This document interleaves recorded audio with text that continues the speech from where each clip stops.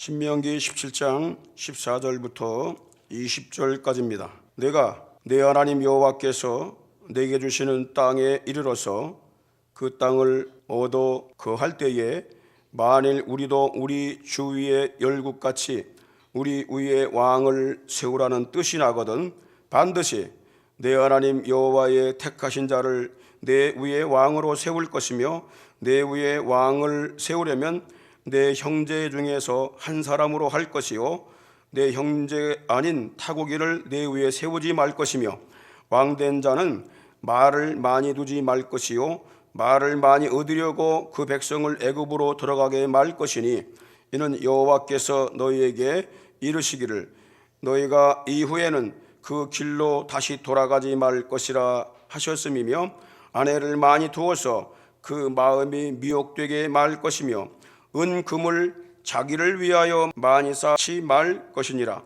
그가 왕위에 오르거든 레위 사람 제사장 앞에 보관한 이 율법서를 등사하여 평생에 자기 옆에 두고 읽어서 그 하나님 여호와 경외하기를 배우며 이 율법의 모든 말과 이 규례를 지켜 행할 것이라. 그리하면 그의 마음이 그 형제 위에 교만하지 아니하고 이 명령에서 떠나 좌로나 우로나 치우치지 아니하리니 이스라엘 중에서 그와 그의 자손의 왕위에 있는 날이 장구하리라. 아멘. 몇 년 전부터 교회에서 특이한 현상들이 나타나고 있습니다. 교회는 정치적인 성향을 가지면 안 된다. 중립을 지켜야 한다.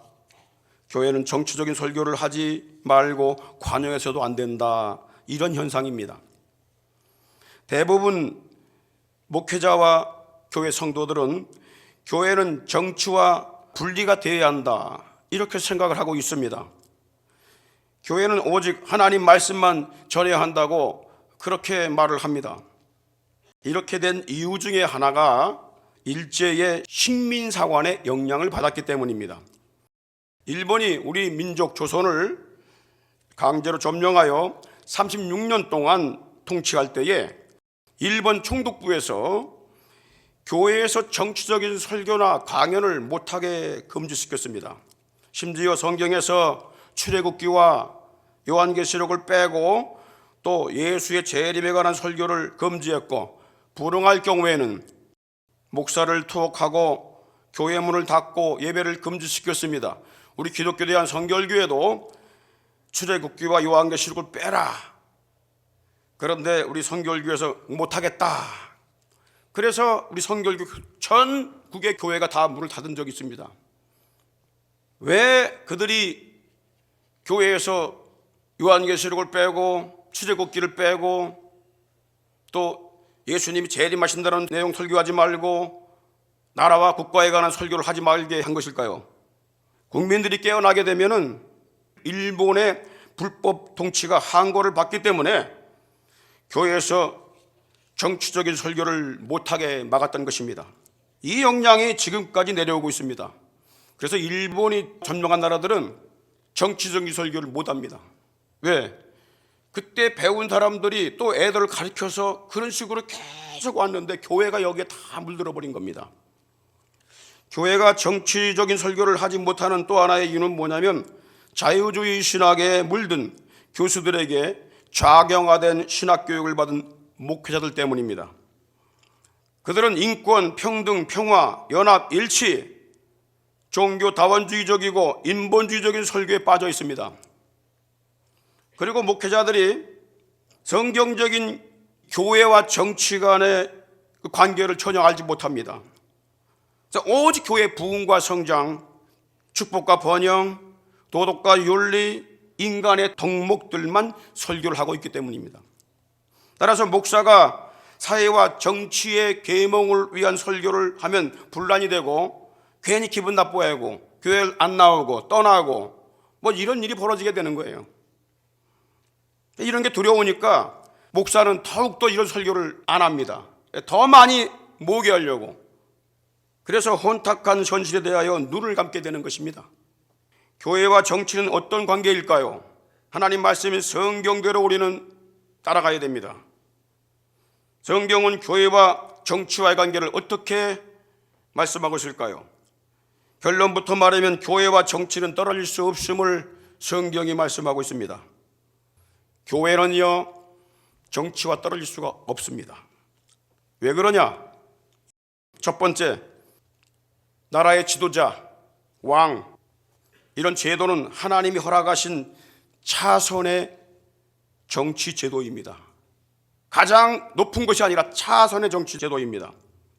현재 세상 나라들은 왕이나 대통령이나 총리가 통치하고 있습니다. 그러나 이 제도는 하나님이 원하시는 가장 이상적인 정치 제도가 아닙니다. 하나님이 원하시는 가장 이상적인 정치 제도는 뭐냐? 하나님이 왕이 되셔서 통치하는 신정 국가입니다. 필요할 때마다 하나님께서 세우신 선지자나 제사장을 통해서 통치하는 체제입니다. 이것이 사사시대의 통치 방법입니다. 12지파가 있지만 왕이 없습니다. 하나님께서 택하시는 그 자를 불러서 그때에만, 필요할 때만 다스리게 하는 거예요. 평상시에는 하나님을 왕으로 섬기는 것입니다. 그러나 타락한 본성을 가진 인간은 사람을 왕으로 세워 하나님을 밀어내고 타락한 세속나라를 만들어 버린 것입니다.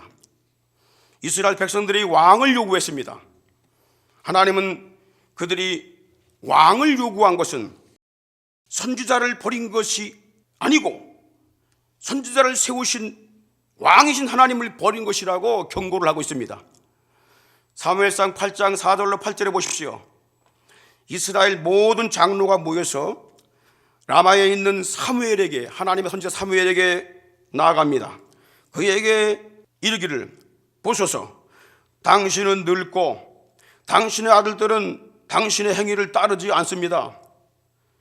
그러므로 열방과 같이 우리에게도 왕을 세워 우리를 다스리게 하소서. 다른 나라 다 왕들 있지 않습니까? 우리에게 왕을 주어 우리를 다스리게 하라 한 그것을 듣고 사무엘이 너무 기분 나빴어요. 그래서 하나님께 기도를 합니다. 하나님, 어떻게 하면 좋습니까? 이 백성들이 왕을 요구합니다.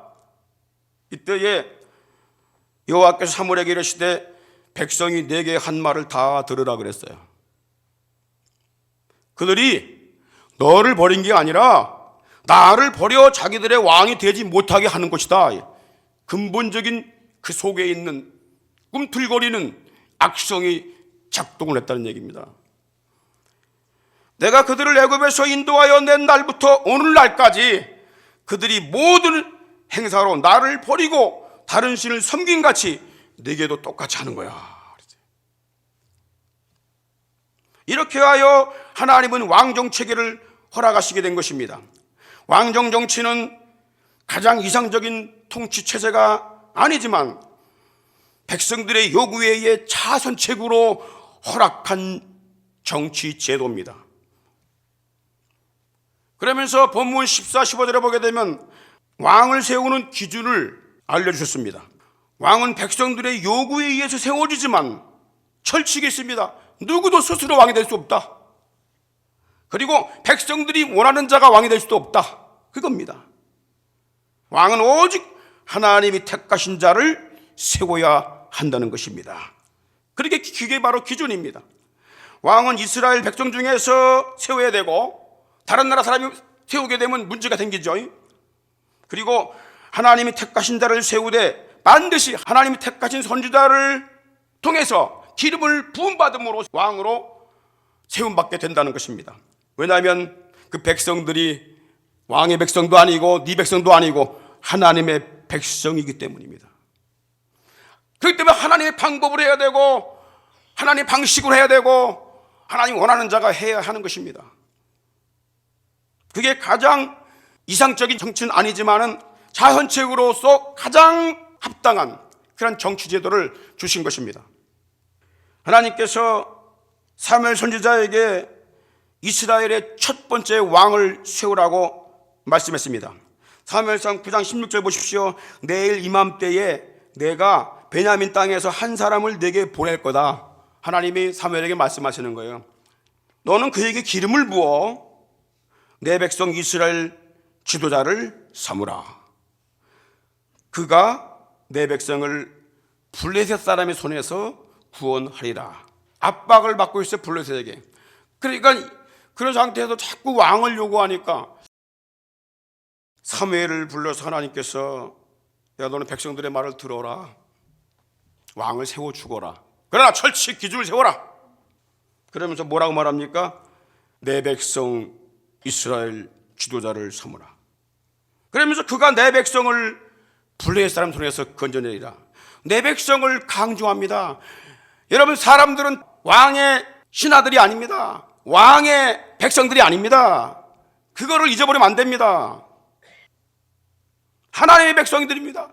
하나님께 주신 백성들입니다. 이렇게 해서 사울왕이 세움을 받게 됩니다. 그런데 하나님이 세우신 이 사울왕이 교만하여 왕된 지 2년도 채 못 돼서 하나님 말씀을 불순종하기 시작합니다. 그랬을 때 하나님께서 또 다른 왕을 세우기로 작정을 하십니다. 그래서 사무엘 선지자를 불러서 목동 다윗에게 기름을 부어서 왕을 세우라 말씀하신 것입니다. 그래서 다윗이 두 번째 왕이 된 것입니다. 사무엘상 16장 1절 보십시오. 여호와께서 사무엘에게 이르시되 내가 이미 사울을 버려 이스라엘 왕이 되지 못하게 하였거늘 내가 그를 위하여 언제까지 슬퍼하겠느냐. 첫 번째 왕을 세웠는데 정말 하나님의 그 지시를 받고 이스라엘 첫 번째 왕을 세웠는데 첫 번째 왕부터 삐뚤어지기 시작했어요. 사무엘이 너무 슬프고 안타깝고 그를 버린다고 하니까 밤새도록 기도하고 또 기도하고 하는데 하나님께서 너 언제까지 그를 위해서 기도할 거야? 나 그 기도 그만해. 내가 이미 결정했어. 너는 기름을 뿔에 채워가지고 가라. 내가 너를 베들레헴 사람 이새에게로 보내리니 이는 내가 그 아들 중에서 8명의 아들 중에서 한 왕을 내가 선택했다라는 거예요. 왕은요 하나님이 선택하는 겁니다. 왕은 하나님의 말씀을 대배하는 선지자와 분리할 수가 없습니다. 왕들이 잘못된 길로 갈 때에 하나님께서 선지자를 통하여 말씀으로 그들을 깨닫게 하시고 시정하게 하시는 것입니다. 정치와 교회는 분리될 수가 없습니다. 목회자나 정치가나 분리될 수가 없습니다. 여러분 사무엘상 15장 1절 보십시오. 사무엘이 사울에게 이르되, 사무엘이 선지자 아닙니까? 사울 왕에게 뭐라고 말합니까? 여호와께서 나를 보내서 왕에게 기름을 부어 그 백성 이스라엘 위에 왕을 삼았은즉 이제 왕은 누구 말 들으라고요? 여호와의 말씀을 들어야 합니다. 그럼 여호와의 말씀을 가르친 자가 있어야 될 거 아니에요. 잘못된 길로 가는데 가만히 있습니까? 하나님의 말씀을 대변하는 주의 종들은 통치자나 정치가들이 잘못된 길로 갈 때에 하나님 말씀으로 깨우쳐야 할 책무와 의무가 있는 줄 믿으시기를 바랍니다. 할렐루야. 두 번째, 선지자가 하나님의 종들이 통치자를 깨우칠 때가 있다는 거예요. 경고할 때가 있다는 거예요. 항상 그런 건 아니야. 그러면 지도자가 언제 주의 종들의 책망을 받아야 됩니까? 세 가지의 노예가 될 때입니다.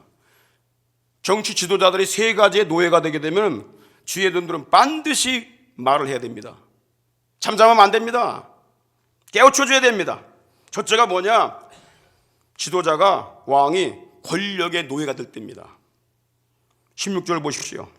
왕된 자는 말을 많이 두지 말 것이요 말을 많이 얻으려고 그 백성을 애굽으로 돌아가게 말 것이니 이는 여호와께서 너희에게 이르시기를 너희가 이후에는 그 길로 다시 돌아가지 말 것이라 하셨습니다. 자, 세 가지를 말하고 있어요. 첫째, 왕된 자는 말을 많이 두지 말라. 이 말이 뭐냐면 이 말이 아니고 군마 타는 말, 그걸 말합니다.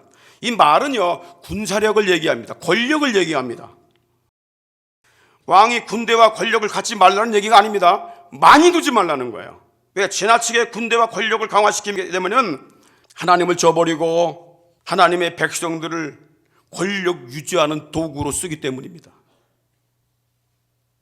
이스라엘 왕들이 우상국가인 이집트와 아수르와 동맹을 맺는 것을 하나님이 금하셨어요. 절대 이집트 따라가지 마라. 아수르 따라가지 마라. 그런데 이스라엘 백성들이, 왕들이 아수르 왕과 이집트 왕과 동맹을 맺고 그를 따라갑니다. 그때 예레미야 선지자를 통해서, 하나님의 종을 통해서 경고하는 것입니다. 뭐라고 경고하는지 아십니까? 예레미야 2장 18, 19절 보십시오. 내가 시올에 물을 마시려고 애굽길에 있으면 어찌미뇨. 시올은 뭐냐면 나일강을 말합니다. 나일강에 물을 떠먹으려고 네가 애굽에 기웃기웃거려? 또 그 하수를 마시려고 아수르의 길에 있으면 어찌미뇨. 하수가 뭡니까? 유브라데 강물을 말합니다. 그 유프라데 옆에 있는 아수르 제국을 네가 기웃기웃거려? 그게 네 악이야, 악. 내 악이 너를 징계하겠고 내 패역이, 그게 패역한 길로 가는 거야. 하나님이 원하지 않는 나라하고 자꾸 동맹을 맺어. 하나님이 원하지 않는 나라하고 자꾸 가까이에, 그게 악이라는 거야. 패역이라는 거야, 그게. 그런 걸 왜 모르냐 말이에요. 지금도 마찬가지입니다. 하나님이 기뻐하지 않은 나라와 자꾸 가까이 하고 자꾸 동맹을 맺으려고 그러고 자꾸 그들의 말을 듣고 이 나라를 자꾸 그리 끌고 가려고 합니다. 이게 말이 됩니까? 이게 악입니다. 뭐가 악입니까? 이게 패역입니다. 그런즉 내 하나님 여호와를 버린가, 그게 하나님 버리는 첫 번째 단계예요. 내 속에 나를 경외함이 없는 것이 악이요 고통인 줄 알아라. 만군의 여호와의 말이니라. 여러분, 하나님께서 애굽을 의지하지 말라고 그랬죠. 왜? 애굽은 우상국가입니다. 그리고 말이 많아. 강력한 왕정체제입니다. 그러니까 저 나라 의지하면 좋겠다, 이 생각을 하는 거예요. 가가지고 말 좀 얻어오려고. 그런데 문제가 거기서 끝나는 게 아닙니다. 그들이 섬기는 우상을 섬겨야 돼요. 그들 방식대로 따라가야 됩니다. 그래서 하나님 뭐라고 말씀하십니까? 이사야 36장 6절에 보니까 애굽을 의지하지 말라. 왜? 상한 갈대를 의지하는 거다. 썩은 거 의지하는 거야. 썩은 거 밧줄 잡는 거야. 그리고 이사야 36장 9절에 보니까 어찌 애굽을 의지하여 병거와 기병을 얻으려고 하느냐. 왜 큰 나라를 자꾸 의지하려고 합니까? 그 나라에서 단순하게 군사력 지원만 받기 때문에 그렇습니까? 그 군사력을 지원받게 되면 그 나라 통치에 관한 어떤 중요한 것들이 우리나라에 들어와야 됩니다. 하나님을 섬기지 않는 그런 나라를 가까이 할 이유가 뭡니까? 우상국가, 하나님 없는 무신론 국가, 하나님께서 막는 것입니다. 악입니다, 그게. 우린 그걸 알아야 됩니다. 이걸 모르고 신앙생활을 수십 년간 하고 헛된 걸 따라가는 것입니다. 하나님은 가까이 낼 나라와 가까이 하지 말 나라를 분명히 말씀하십니다. 이 성경에서 보게 되면 동맹을 맺을 나라를 말씀했는데 그 나라가 어떤 나라냐? 바벨론입니다. 예레미야 27장 8절 보십시오. 너희들이 만약에 바벨론을 섬기지 않으면 하나님이 칼과 기근과 연병으로 벌할 거다 그랬어. 왜 그렇습니까? 여러분, 바벨론은 하나님께서 택한 민족입니다. 왜 그러냐? 이스라엘 백성들이 잘못 나갈 때 바벨론으로 끌고 갑니다. 그런데 바벨론 왕들이요, 그 포로로 끌려간 사람들에 의해서 바벨론 왕들이 변화를 받아요. 근데 하나님을 잘 섬기는 왕들이 됩니다. 그래서 전국 128도에 다 명령을 내려서 하나님을 만으로 여기지 마라, 설만히 여기지 마라. 오히려 하나님을 그가 공포합니다.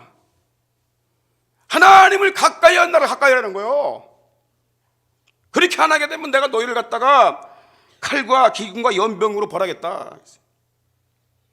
우리는요, 가까이 해야 될 나라와 가까이 하지 말아야 될 나라를 알아야 돼요. 주의 종이 이걸 알고 분명히 손을 그어줘야 됩니다. 하나님은 군사력과 권력을 강화하기 위해서 우상국가와 동맹을 맺어 백성들로 타락하게 할 때에 하나님의 선지자들을 통하여 재앙을 경고하시는 것입니다. 둘째, 나라의 왕이나 지도자나 대통령이 음란의 노예가 될 때입니다. 17절 상반절에 보니까 아내를 많이 두어서 그 마음이 미혹되게 말 것이며, 그럴 때는 이제 재앙을 받게 되거든요. 그러니까 재앙 받지 못하도록 미리 선지자들이 그걸 막는 겁니다. 근데 이런 거 안 막아주고 잘못된 길로 가도 내비둬 버리면 다 망하는데 어떡할 거야? 다윗이 자기 자신의 권력으로 자기 충신의 아내를 빼앗고 살인죄를 범합니다. 하나님 잘 믿었던 사람도 미혹받는 시대입니다. 그런데 그것을 누가 깨닫게 한 줄 아십니까? 하나님이 보낸 선지자입니다. 다른 사람이 말했다가 그냥 목 날라가요. 하나님이 세운 선지자가 있어요. 주의 종들입니다. 여러분, 예수님 시대의 헤로드 왕이 자기 동생의 아내를 뺏었어요. 그걸 누가 지적한 줄 아십니까? 정치가들이 아닙니다. 세례요한입니다. 감옥 갈 각오를 하고 지적한 겁니다. 왕이요, 당신도 부인들이 있는데 어떻게 동생 아내를 뺐습니까? 세례요한이 그 말했다고 감옥 갇혔어. 목 잘린 다음에 죽였어. 그게 정치가들이 권력 잘못 사용하게 되면 그런 악을 저지르는 겁니다. 그런데 다윗 왕은 범죄한 사실을 지적받았을 때에 내가 잘못했다 그리고 아주 눈물 뻥뻥 흘리면서 엄청난 회개를 합니다. 그런데 회개를 했지만은 하나님께서 나단 선지자에게 뭐라고 말하는지 아십니까? 사무엘상 12장 7절로 10절을 보려면 하나님이 당신을 사울의 손에서 구원하여, 사울이 첫 번째 왕 아닙니까? 그 손에서 건져내서 기름을 붓고 왕을 삼았습니다. 그리고 아내를 여러 명 주고 이스라엘, 유다를, 백성들을 다 맡겨주었습니다. 그리고 당신이 또 필요하게 되면 얼마든지 또 여인들 줄 수 있어요. 그런데 어찌하여 하나님 말씀을 어심여기고 악을 행하여 우리아를 죽이고 충신을 죽이고 그의 철을 빼앗았습니까? 권력이 있으니까 그런 거죠. 그래서 칼이 당신 집을 영원히 떠나지 않을 겁니다. 당신이 용서받았지만은 그 벌은 당신이 받게 될 것입니다. 하나님을 경홀히 여기면 안 됩니다. 음란과 우상숭배는 떨어질 수가 없습니다.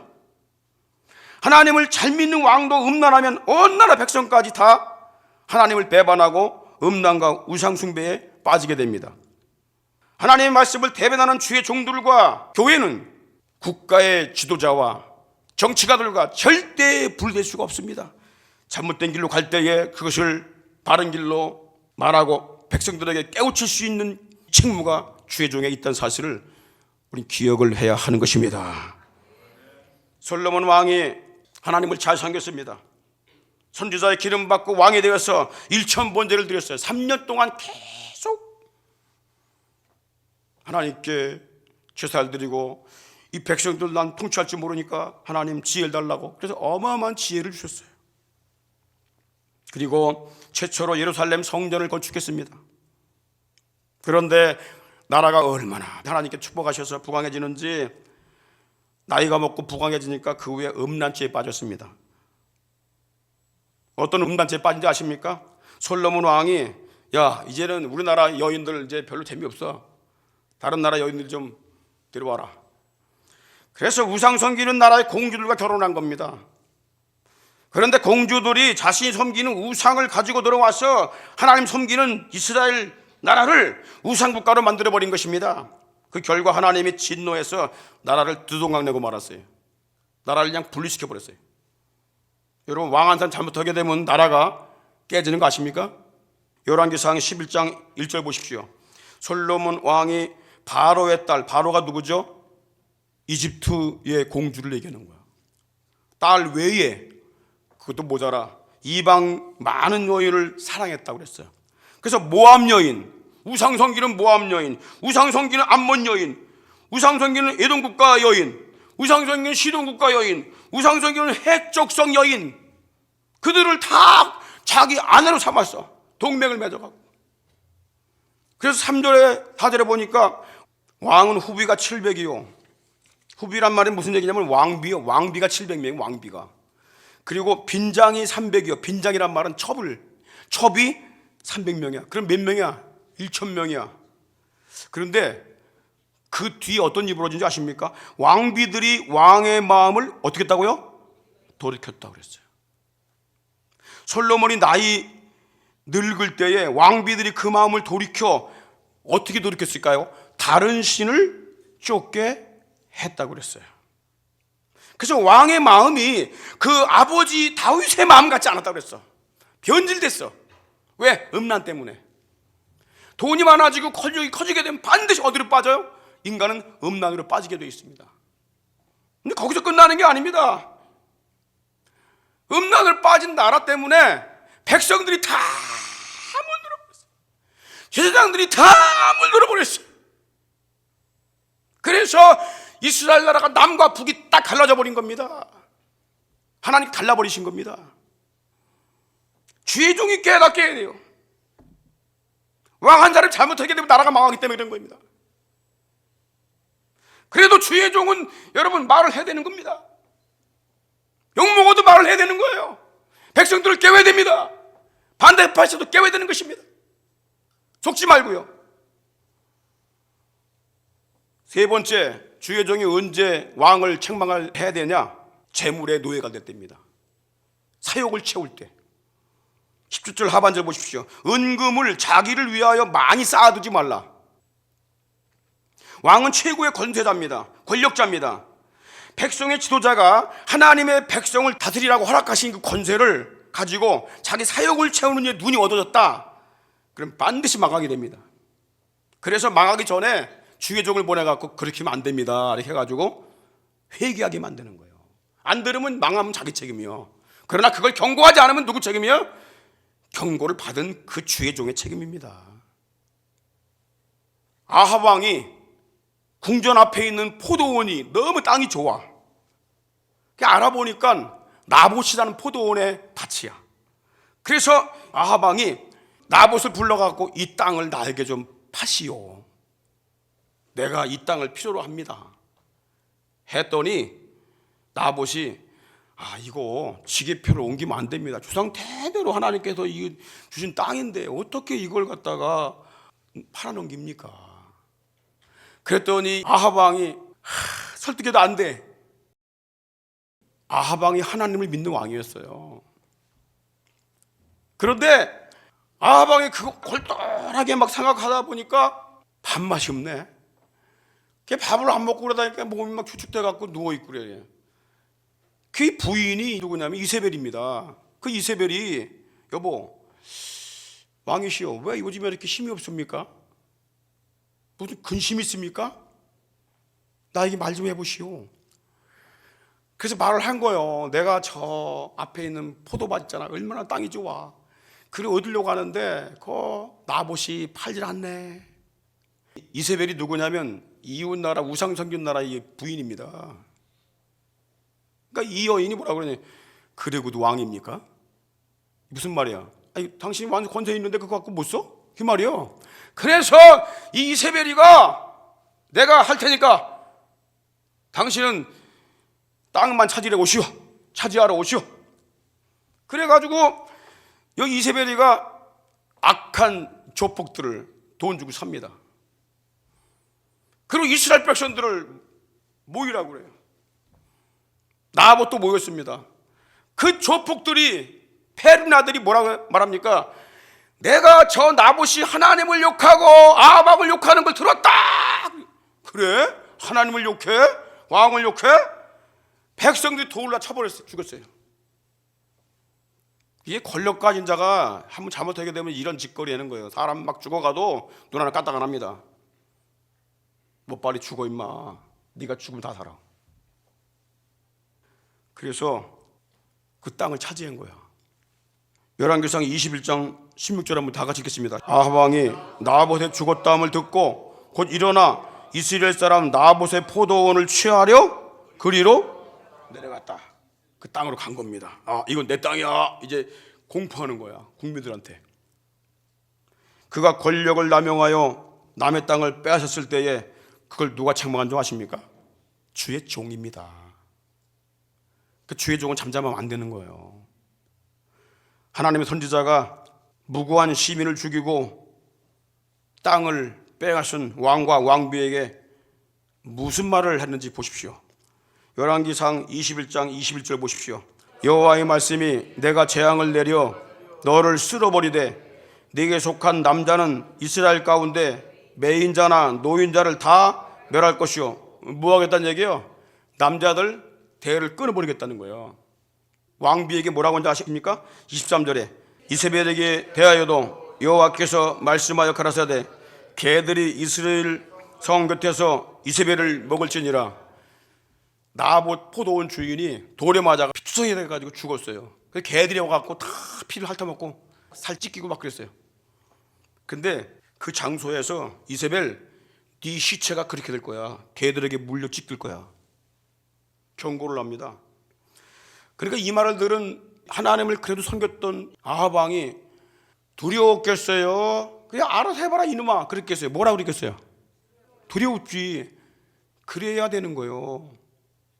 두려움을 가지니까 뭐라고 했어요? 열왕기상 21장 27절에 이 선지자의 재앙의 말을 듣고 아합 왕이 두려워서 자기 옷을 찢어버려요. 왕복을 막 찢어버립니다. 그리고 막 금식을 해요. 내가 이거 내 와이프 못 막아가지고 이거 큰지를 줬네. 그래가지고 막 금식하면서 회개를 내요. 겸손하게 돼요. 그때 하나님이 재앙을 내렸을까요? 안 내렸을까요? 얘기 한번 해봐요. 따라합시다. 연기를 하셨다. 연기. 왜? 기회를 준 겁니다. 기회를. 열왕기상 21장 29절 아합이 내 앞에서 겸비함을 내가 보느냐? 선지자가 하시는 말씀이요. 저가 내 앞에 겸비함을 인하여 내가 재앙을 저희 시대에 내리지 아니하고 연기한 겁니다. 그럼 언제 내린다는 거예요? 그 아들의 시대에야 그 집에 재앙을 내리리라. 그럼 아들만 억울하잖아. 그래 안 그래요? 기분 나쁘잖아. 우리 아버지 잘못했는데 왜 내가 재앙 받지? 그럼 그 아들은 어떻게 해야 돼? 자기도 다윗의 길로 의로운 길로 가야 됩니다. 그러면 하나님이 또 연기하시고 하나님이 보호하시는 거예요. 그럼 이 역할을 누가 해줘야 돼요? 주의 종이 해줘야 되는 거야. 할 말을 해줘야 되는 거예요. 그래서 이 사람이 자기 대에 당할 재앙을 연기하도록 기회를 얻도록 만들어줘야 되는 거예요. 그게 주의 종이 해야 될 일입니다.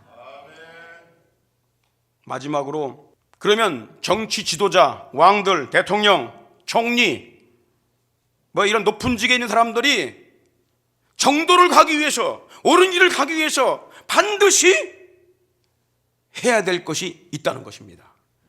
거기서 벗어나게 되면 지금까지 말씀드린 그런 재앙들이 오게 되는 거예요. 권력과 권세가 있으면 반드시 사람은 타락의 길로 가게 되어 있습니다. 왜 그럴까요? 인간의 욕망은 끝이 없기 때문에 그래요. 그러면 권력을 가진 왕이나 정치가나 법조인들이나 재벌가들이나 사회적인 높은 지위를 갖고 있는 자들이 선한 길, 의로운 길, 공의로운 길을 가려면 어떻게 해야 되냐 말이야. 인간의 방법은 절대 막을 수가 없어요. 그래서 우리는 의로운 길로 가야 되는 거예요. 대통령도 정치가도 당 지도자도 권력가도 권세가도 그리고 재벌가도 돈이 많거든. 어떻게 하면은 정도를 가고 옳은 길을 갈 수 있을까? 첫째, 말합시다. 평생 동안 하나님 말씀을 떠나지 말아야 한다. 그겁니다. 그래서 18절 19절 보십시오. 그가 왕위에 오르거든 하나님이 택해가지고 기름 부음 받은 사람이 왕이 오르거든 반드시 뭐부터 해야 돼요? 레위 사람 제사장 앞에 보관한 이 율법서를 등사하라. 복사라는 거예요. 등사란 말은 복사해서 평생에 자기 옆에 두고 읽게 하라. 하나님 안 믿는 사람이 왕대 봐요. 어떤 입으로 집니까? 하나님 안 믿는 사람이 여러분 통치하는 나라를 봐요. 수천만 명이 죽어도 눈에 깜짝 안 해요. 최근에 공산주의 국가에서 사람들 수백만 명 죽인 사람이 있어요. 폴포트입니다. 캄보디아 폴포트. 하나님 안 믿으면요 눈 하나 깜짝하네요. 사람 죽는 거 여러분 어떻게 몇 개월밖에 안 된 애를 갖다가 들어갖고 던져갖고 몽둥이를 때리고 던져갖고 총을 쏘고 그런 일 합니까? 하나님 없으면요 가장 악랄한 자가 되는 겁니다. 하나님을 잊지 않기 위해서 말씀을 항상 네 옆에 두고 항상 읽어라. 항상. 제사장도 마찬가지야. 하나님의 종도 마찬가지야. 하나님의 종이 가지고 있는 율법을 똑같이 복사해서 왕도 그렇게 살아가야 된다는 거야. 왕은 뭐 별 다릅니까? 그래서 평생 자기 옆에 두고 읽고 묵상하여 마음판에 새겨라. 왜? 말씀이 내 안에 들어오게 되면요 성령이 내 안에 역사하기 시작합니다. 그래서 이게 나쁜 짓인 걸 알게 돼요. 여러분 시편 119편 11절 내가 주께 범죄치 아니하려 하여 주의 말씀을 내 마음에 두었나이다. 하나님 말씀을 읽어야 돼요. 하나님 말씀 읽는 자는 절대 타락하지 않습니다. 하나님 말씀을 매일매일 읽으세요. 영혼의 양식입니다. 목사가 되고 권사가 되고 장로가 돼도 말씀을 안 읽고 세상에 분주에 바쁘다가 세상 생각으로 꽉 차가지고 주일날 한번 예배 드린다고 여러분 그게 바뀝니까? 말씀은 빛입니다. 그래서 내 마음의 어둠을 다 몰아냅니다. 그래서 시편 1편 1절로 2절에 보니까 복 있는 사람은 악인의 길을 쫓지 않고 죄인의 길에 서지 않고 오만한 자리에 자리 앉지 않고 어떻게 한다고요? 오직 여호와의 말씀을 주야로 밤이고 낮이고 시간을 내마다 때마다 묵상하는 거예요. 묵상하는 거예요. 여러분 권력가들이 권세가들이 통치자들이 이걸 안 하게 되면요 다 빠지는 거예요. 그래서 아브라함 링컨은요 항상 말씀을 늘 읽으면서 대통령 직무를 봤어. 난 트럼프 대통령 정말 자랑스럽습니다. 왜 그런지 아십니까? 대통령 선서하는 걸 보니까 아브라함 링컨이 썼던 그 성경책 위에다가 자기가 읽고 있는 성경책을 얹어서 거기다가 선서하더라고. 이게 내가 읽는 성경책입니다. 거기다 세상을 통치할 만한 통치자입니다. 이런 지도자가 대한민국에도 나와야 됩니다. 할렐루야. 둘째는 하나님 경외하는 걸 배워야 됩니다. 이 경외가 뭐냐? 자, 19절 중반절 보십시오. 그 하나님 여호와 경외하기를 배우며 그랬어요. 경외한다는 말이 뭘까요? 히브리어로 야레란 말인데 이 말은 두려워하다, 무서워하다 그 뜻이에요. 하나님을 두려워할 때, 거룩한 두려움을 가질 때에 왕들이 하나님을 두려워하고 정치가들이 하나님을 두려워할 때에 죄악으로 가는 길이 막아진다는 것입니다. 먼저 하나님을 생각하니까. 그러나 왕들과 정치가들과 대통령과 재벌가들과 권세 가진 자들이 하나님을 두려워한 마음이 없게 되면 인간은 반드시 타락의 길로 가게 되어 있습니다. 요셉이 보디발의 집에서 일할 때에 하나님을 경외하는 요셉, 그를 보디발 장군 여인이 날마다 유혹을 했어요. 엔조이 하자고 유혹했어.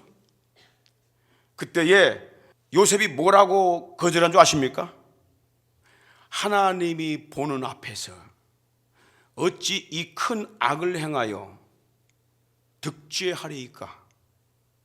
그 여인은 하나님을 안 믿으니까 하나님이 없어. 두려워하는 것이 없어. 그런데 이 요셉은 하나님을 섬겼어. 조상 때부터 아버지 때부터 하나님을 섬겨왔어. 그러니까 하나님 섬기는 마음이 있었기 때문에 하나님이 나를 지켜주시고 인도하신다는 걸 알기 때문에 죄악의 물결이 들어올 때에 그걸 차단할 수 있는 능력이 내 속에 생겼단 말이야.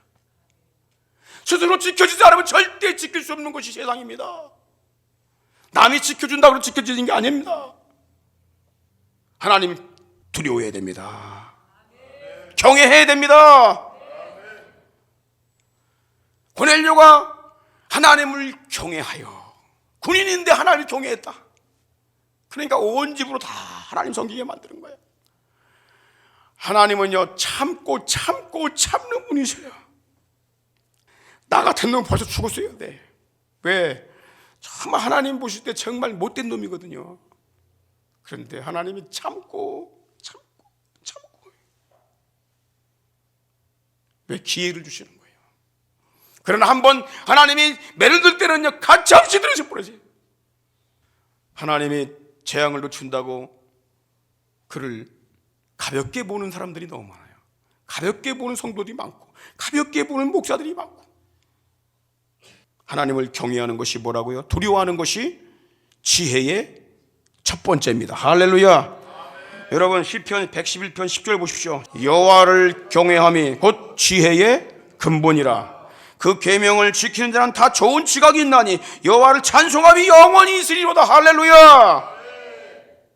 마지막으로 세 번째, 하나님 말씀을 지키며 순종을 해야 돼. 하나님 말씀을 읽기만 하면 안 돼요. 읽은 말씀을 지켜 순종하려고 해야 됩니다.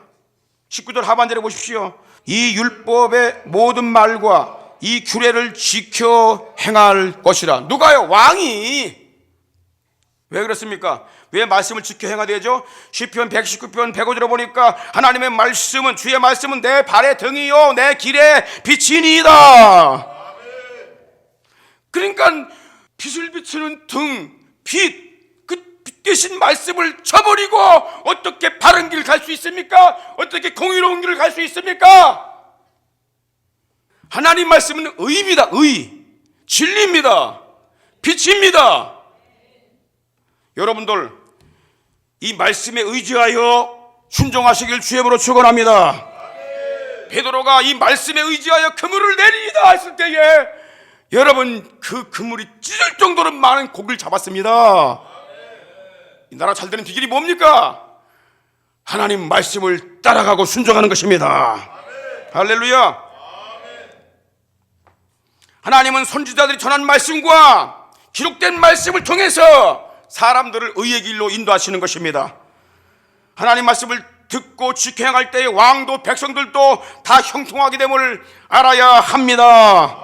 여호수아 1장 8절 보십시오. 이 율법책을 내 입에서 떠나지 말게 하며 주야로 그것을 묵상하여 그 가운데 기록한 대로 다 지켜 행하라. 그리하면 뭐 한다고요? 내 길이 평탄하게 될 것이라. 내가 형통하리라. 이 여호수아에게 주신 말씀이 백성들에게 주신 말씀입니다. 그러나 지도자가 하나님 말씀을 버릴 때 백성들이 재앙을 받게 됨을 알아야 됩니다. 여러분, 자전거 타고 가다 사고 난 사람과 여객선 선장이 사고를 낸 거와 하늘과 땅 차이입니다. 개인이 범죄하는 것과 지도자가 악한 길로 가는 것과 비교할 수가 없습니다. 지도자가 범죄하면 백성들이 재앙을 받게 되는 것입니다. 다윗이 권력을 가지고 자기 권력인 것인 양 행세하다가 인구조사를 했어. 권력을 가지고 교만하게 되면요, 음란죄, 살인죄보다 더 큰 거예요. 그래서 하나님께서 백성에게 재앙을 내리신다고 선고를 했어요. 그래서 재앙을 내리셨는데 사무엘하 24장 15절에 보니까 하나님께서 온역으로 쳐버렸어요. 전 나라를 다. 3일 만에 7만 명이 죽었어요. 왕한 사람 잘못하니까. 그러니까 왕이 잘못할 때 막아줘야 돼, 안 막아줘야 돼요? 막아줘야 되는 거야. 잘못하면 큰일 납니다. 누가 운전대를 잡느냐? 하나님을 두려워하는 자가 운전대를 잡아야 돼요. 하나님을 경외하는 자가 운전대를 잡아야 됩니다. 미친 자가 운전대를 잡게 되면 다 망하는 것입니다. 그러므로 주의 종은 지도자나 정치가들이 하나님이 원치 않는 길을, 악한 길을 택할 때에 그것을 지도자와 백성들에게 깨우쳐 주어야 하는 것입니다. 그것이 지도자와 정치가와 백성들이 모두 사는 길이기 때문입니다. 그러나 우리가 한 가지 잊지 말할 것이 있습니다. 왕정체제는 완전한 제도가 아니라 하나님이 허락하신 차선책이라는 것입니다. 이 땅에는 그래서 온전한 왕과 통치자가 없습니다. 그러므로 교회가 할 일이 뭐냐? 교회는 그들의 잘못된 길을 지적을 해 줄 뿐만 아니라 왕들과 정치가들을 위해서 기도해 주는 것이 필요합니다. 디모데전서 2장 1절 2절 다 같이 읽겠습니다. 내가 첫째로 권하노니 모든 사람을 위하여 간구, 기도, 도고, 감사를 하되 특히 뭐예요? 임금들과 높은 지위에 있는 모든 사람을 위하여 하라. 뭐라고 그랬어요? 첫째로 권하는 거예요. 대통령을 위해 기도하고 높은 지위에 있는 사람들을 위해 기도하는 거예요. 그게 우리 기독교인들이 해야 될 일입니다. 동의하시면 아멘 하세요. 성경 말씀이니까 동의를 해야지. 왜 그럴까요? 모든 경건과 하나님을 잘 섬겨야 되니까, 그리고 단정한 중에 고요하고 나라가 평안해야 돼요. 평안한 생활을 하려 함이니라. 여러분, 나라가 평안하고 고요하고 하나님을 잘 섬기는 그런 백성들 되려면요, 정치가들을 위해 기도를 해야 됩니다. 매일 내 먹고 살 것만 위해서, 사업만 위해서, 내가 매일 자식들만 위해서 이기적인 기도 그만하고 정치가들 첫 번째로 왜 기도해야 돼요? 그게 우리의 해야 될 의무입니다. 할렐루야. 우리의 왕은 만왕의 왕 예수 그리스도이십니다. 요한계시록 17장 14절에 보니까 저희가 어린 양으로 더불어 싸우려니와, 이 어린 양이 누구요? 예수님이요. 어린 양은 만주의 주시요 만왕의 왕이시므로 저희를 이기실 터이요 모든 만물들 원수마귀까지 다 이길 수 있는 분이 우리 예수 그리스도십니다. 그분이 우리의 왕이시고 만왕의 왕이십니다. 또 그와 함께 있는 자들, 곧 부르심을 입고 빼내심을 얻고 진실한 자들은 이기리로다. 할렐루야. 주님 편에 선자가 이긴다는 것입니다. 우리는 항상 만왕의 왕이신 예수 편에 서야 됩니다. 그분이 세상에 재림하실 때까지 우리는 세상 나라에 세운 왕들과 정치가들을 위해 기도하며 간구하는 성도들이 되어야 할 줄 믿습니다. 그래야 경건한 모습으로 주님을 섬기고 고요한 평안한 생활을 할 수 있기 때문입니다. 할렐루야. 하나님 우리 아버지여, 귀한 생명과 진리와 은혜의 말씀을 주시오니 감사합니다. 하나님의 말씀을 따라 하나님을 두려워하는 왕이 되게 하여 주시고, 백성들의 눈물을 기억하며 그들의 장례를 기억하며 후세대를 기억하며 자기를 깨뜨려 희생하는 왕이 되게 해 주시기를 원합니다. 윤석열 대통령이 그런 인물이 되게 하여 주시옵시고, 시진핑이 변하여 그런 인물이 되게 하여 주시옵시고, 주여 김정은이 변하여 그런 인물이 되게 하여 주시옵소서. 내 동족 2,500만이 피눈물을 흘리며 이 슬픈 인생을 걸어가고 있습니다. 하나님 살려주시고 풀어주시고 자유 주시고 행복한 가정으로 회복시켜 주시기를 간절히 원합니다. 북한 지하교회에서 목숨을 걸고 믿음 생활하는 사랑하는 내 동족들을 보존하여 주시고 선한 손으로 인도하여 주시고 어서 속히 자유의 그날 예비하는 그날을 열어 주시옵시고, 하나님 아버지 푸틴이 그런 인물로 변화되게 하여 주시옵시고, 일본 수상이 그렇게 변화되게 하여 주시옵시고, 트럼프 대통령이 성경에 손을 얹고 나의 왕은 우리의 주 예수 그리스도라고 고백하고 있는데 하나님 지켜주시고 하나님의 뜻을 받들어 미국과 전 세계를 하나님의 뜻대로 세워나가는 귀한 왕이 되도록 축복해 주시기를 기도합니다. 이 나라의 법관들, 이 나라의 행정부서의 모든 책임을 담당하고 있는 인물들, 대학의 교수들과 교회의 목회자들을 주여 불쌍히 여겨주시고 하나님의 뜻을 겸손하게 받들며 하나님을 두려워하며 사람들을 멸시치 아니하고 소중히 주님의 심장으로 세워주는 귀한 인물들이 될 수 있도록 축복해 주시기를 원합니다. 하나님 아버지, 이 메시지를 듣고 있는 우리 모든 대신의 가족들, 그리고 유튜브를 통해서 이 메시지를 듣게 될 모든 국내의 모든 성도들, 주의 종들 축복하여 주시고, 우리 목사님이 하나님의 심장을 안고 바른 메시지를 지금 전하고 있어서 너무나도 감사하오니 보호해 주시고 축복해 주시고 지혜와 계시의 영을 부어주셔서 온 백성들, 온 한국교회와 세계교회가 이 메시지를 들을 수 있도록 문을 열어주시고 축복하여 주시고 성령으로 기름을 부어 주시옵소서.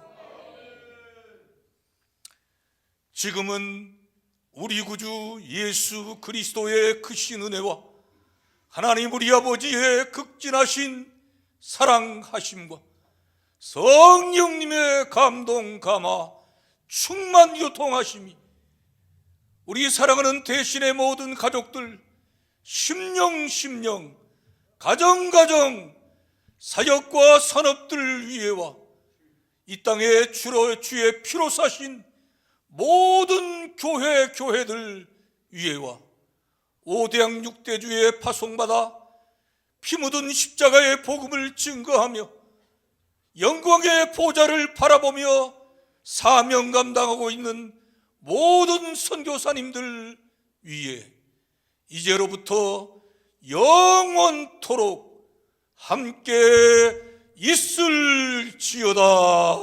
아멘.